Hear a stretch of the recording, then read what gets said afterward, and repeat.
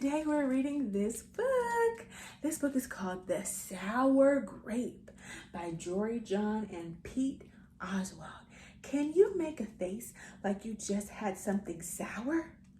Ready on the count of 3. 1, 2, 3. Ooh, good. Ooh, I like your sour face. Oh my goodness. I wonder what the sour grape is about. Let's see. I'm a grape, a sour grape. Grr. If somebody upsets me, I'll remember it. If somebody wrongs me, I won't forget it. And if somebody insults me, I'll never ignore it. Nope. See that banana over there? That banana slipped and bumped into me. So I'm holding a grudge.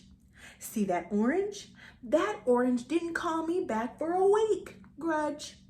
See that lime? That lime borrowed my scarf and never returned it. Grudge.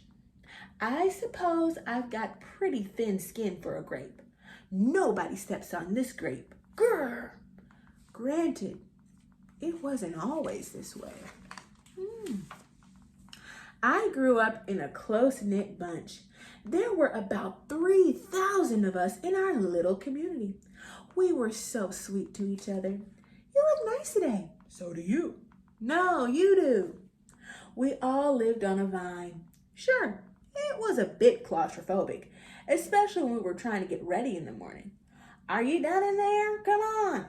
But my family was ripe with humor, goodwill, and warmth. We did our best with what we had. Are you gonna finish that? My grandparents visited us on the weekends. We'd stroll in the sun and they'd teach us what they knew. They said that it takes a bunch to raise a seed. They said that good grapes roll their own way in life. They told us to be kind, forgiving, considerate, and grateful. Or grateful, my grandpa said with a wink. Above all, no matter what life throws at you, and there will be a lot, try to stay sweet, my grandma said. Indeed, we said in response. And for a while, I was the sweetest of the sweet. I said, please. I said, thank you. I brushed aside any little annoyances. I knew how good I had it. Oops, no problem at all. But then one day, something changed. It was my birthday. I had rigorously and vigorously planned a big party for weeks. I'd sent out invitations with the date prominently displayed. Get this, I had a Ferris wheel, a magician, and hay rides. I had snacks upon snacks upon snacks. And the highlight of the party, though, was a fireworks display, which would happen at sundown. I stood out front and waited for folks to arrive. I had a gigantic smile on my face. I waited. Everyone was a little late, it seemed. No big deal. So I waited. A tumbleweed rolled by. A coyote howled in the distance. Oh! The sun sank behind the hills, and I waited. Nobody showed up, and I mean nobody. By the time the fireworks show started, with me as the only spectator, I was scowling. I considered everybody I'd invited, and only one thought came to mind. Grudge, grudge, grudge, grudge, grudge, grudge, grudge, grudge, grudge. Ooh, he is angry. After that, my personality became something else entirely. I went from a sweet grape to a bitter grape to a snappy grape. Who moved my chair? Finally, I became a sour grape. Grr. I started holding minor grudges that eventually became major grudges. I scowled so much that my face got all squishy. I took my grumpiness out on others. And that's just how it's been, day after day, week after week, month after month, grudge after grudge. But something happened recently that changed my thinking. Do you think he's going to stop being angry? I sure hope so. Let's see. I was getting ready to meet up with my friend Lenny, the only fellow who's as sour as I am. Lenny and I usually go to the park where we sit on a bench and rant about stuff. But just as I was heading out the door, I bumped my knee. Ugh. After I bandaged myself up, I discovered I had a flat tire. And then I missed the bus and the next bus and was late. Finally, I got off on the wrong stop. Whew, things are not going the Grape's way. By the time I arrived at the park, it was getting dark. Lenny was fuming and furious with a frown and a furrowed forehead. His face looked all squishy. We agreed to meet at exactly 4 o'clock. You're 3 hours late. I tried to explain why I was so tardy, but Lenny wouldn't listen. He'd already made up his mind. He'd formed a huge grudge against me, and he wouldn't budge. I couldn't believe it. How unfair, I thought. How ridiculous, I thought. How similar to the way I would react. Lenny was pretty worked up. He was pacing back and forth, emitting occasional grumbles.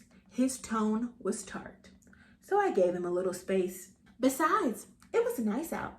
I noticed the sky changing colors, the melodic chirping of the birds, the evening breeze, the buzz of the park's insects coming alive at night.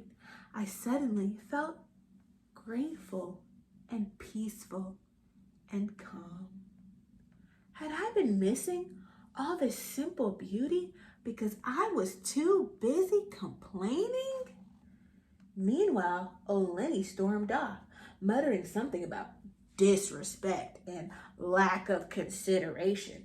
I'm pretty sure I heard him add a grr in there too.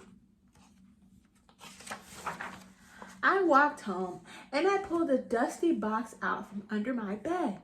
There were old family photos inside. I spotted myself in one of the pictures. I was so sweet. I knew that little Grape from the photo was still a big part of me deep down. It would just take some work to get back there again. And that was the exact moment I found the invitation I sent out for my infamous birthday party, the one where nobody showed up. It said May 31st, but wait a minute.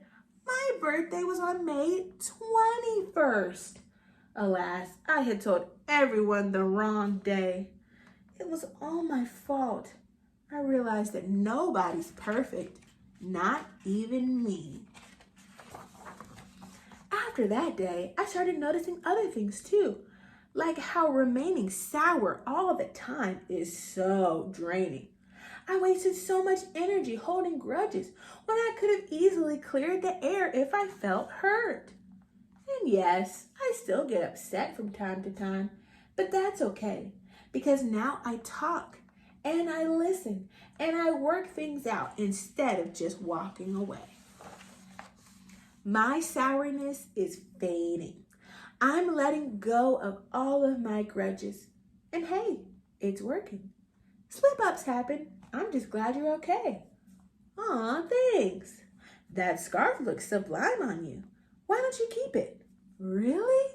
You're the best. Orange, you glad we got to catch up? I'm grateful we did. Sure, sometimes I still let out a little grrr when I'm frustrated, like this. Grrr. Can you do that with me? Grrr. But then I move on. My face is less squishy too. And don't worry, things are okay with Lenny again. Gosh, sorry I'm late. You must be furious. No big deal, my friend. You know what? If you look at things in the right sort of way, and if you remember to be kind, considerate, forgiving, and grateful, life can be pretty sweet. Yes, indeed. The end. Oh, I love that. Such a great reminder about being kind and letting the small things go. Thank you so much for coming to Story Time with me today. I hope to see you next time. Bye-bye.